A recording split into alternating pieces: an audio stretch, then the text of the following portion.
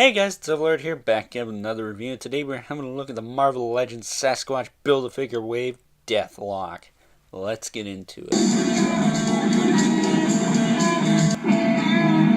Alrighty guys, notice before today we're having a look at Deathlok. He's part of the Sasquatch wave of Marvel Legends, or, Deadpool, as I've said before, which is new to my area. Now, what's funny is this guy, I actually got him from Walgreens. 20% off. How weird is that? But we're not going to dilly-dally. We're just going to get right into it. So, that being said, time to move on to his accessories. Looks like we're 2 for 2 on my forgetfulness. But he does come with the left arm of the Sasquatch Build-A-Figure. It's got the swivel in the hand, the hinge, the elbow, the bicep, and the disc in the shoulder. So, yeah, hopefully I'll remember come Monday when we check out, I think, Domino. So there is that. Alrighty guys, so in the way of Deathlok's accessories, here is the little pistol he comes with a scope, an extended mag, I believe. It's a nice flat pistol, so it does fit in his hand quite easily. I say that, and now it doesn't want to go in. There we go. I'm going to get it past a certain point. There you go. There he is holding the gun. You can't exactly do the pose I like to do with guys with one gun. Mostly because the elbow articulation is a little bit hindered on that, but we'll look at that in a minute. But there that is, and you can also holster it on his leg there, which we will do right now.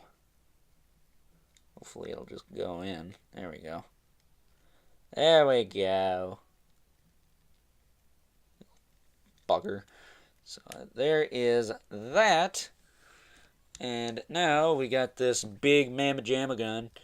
It does rotate here. I believe this is a minigun or Gatling gun. It's a F your ass up gun. That's what it is. The bullets do come out. It's a special slot on this side for these to go into. It's nice and tight. It's semi-tight on the other side, but you got this little nubbin here, and it's not actually supposed to pig in on this side. It can, but that's not what the purpose is. How these things work is this belt would go through here and come out the other side. It wouldn't wrap around like this. It would just come out this side. And there is no place for this to go, which kind of sucks. It would have been nice if they put like a hole on his backpack or something. Just a little something to put this onto rather than just having it flow freely or hang freely, you should say, because it is rather large. But yeah, it does not actually connect on this side, because how would you shoot this if that was the case? The bullets would go through and you'd be shooting blanks. So, I'm no gun expert or nothing, but I'm pretty sure that's how that works. So, yeah, that is his BFG. He does hold it quite well. I'll have him holding it again at the end of the video. But time to move on to his articulation. Alrighty, so moving on to Deathlok's articulation and taking a closer look at that hip sculpt. Look at that. Look at that.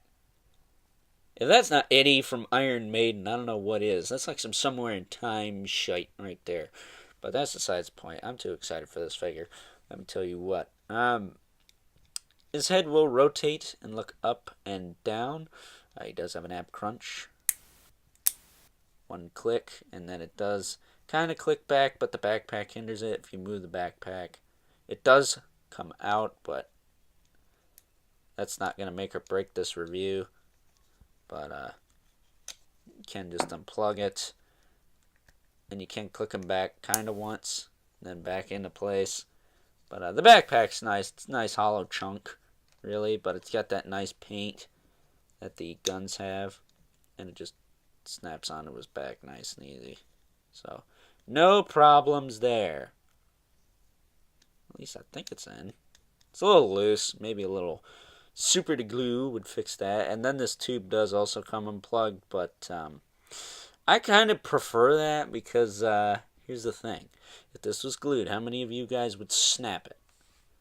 That's all I'm saying. How many of you guys would snap that? I'd rather have them removable than glued into place. I mean, I could do it myself if I wanted to, but that's not bugging me none, so I'm not going to worry about it. His shoulders will move out a decent amount. This one's a little tricky because of the way it's sculpted, but the other one does move out quite freely. And then back down. Moves forward and back, bicep swivel, double joint at the elbow, swivel at the wrist, hinge at the wrist. This side has the same, but the wrist hinges up and down. And the elbow doesn't work as well, probably because this arm feels a little bit bulkier than this one. And outside of that, this upper arm here, I don't know if any of this is reused. I don't think it is, so kudos to Hasbro on that. Maybe his lower torso? Because his lower torso is pretty blank, but other than that, I don't know. He's got a waist cut. His hips will move forward, back, out to the side a little bit. Thigh cut, double joint at the knee, swivel at the boot, hinge at the foot, and a rocker. He's even got some tread sculpted on there. So that is it for Deathlok's articulation. Still probably one of the best figures in the lineup, for sure. Now, one thing I wish is that he had an interchangeable head. Maybe to get that the red eye, or maybe one with hair on it. But you know what? I kind of prefer this bald look for him anyways. So that's neither here nor there. So I'm not going to complain about that. I do kind of prefer the red eye, though. I think that's what the 3 3/4 inch version of this guy had. And no removable brain. Sorry, Toy Galaxy. But, yeah. Or is it exposed brain? I don't know. Some crazy cool gimmick like that. But time to move on to some size comparisons. And here's Deathlok next to Pizza Spidey and Taco Deadpool. As you can see, Taco Deadpool is still oversized, but will eventually get dethroned by the new Deadpool, who we will compare him to in just a moment here. But as you can also see, he is in decent scale with Spidey over there. So let's move on to those other comparisons, shall we? Alrighty, and here is Deathlok next to the other two figures I've reviewed from this wave. Of course, being the Red Deadpool, Red Pool, some people call him, and Cable. Now, I have to say these are probably my top 3 favorite figures from this wave. Pan up so you can see the top of Cable's head there. Just, the dude is tall, man. But, yeah, I have no regret saying that these are my top 3 figures of the wave. I have the whole wave as of now, and it's absolutely fantastic wave. I don't know if this wave will get topped. The next Deadpool wave, I think the Build-A-Figure is going to be the standout piece in that, as opposed to all the figures themselves. This wave kind of reversed. Sasquatch is cool, but we'll talk about him when we get to him. So with that being said, time to move on to final thoughts. Alrighty guys, so wrapping up with final thoughts, this is by far, I think, the best figure in this entire wave.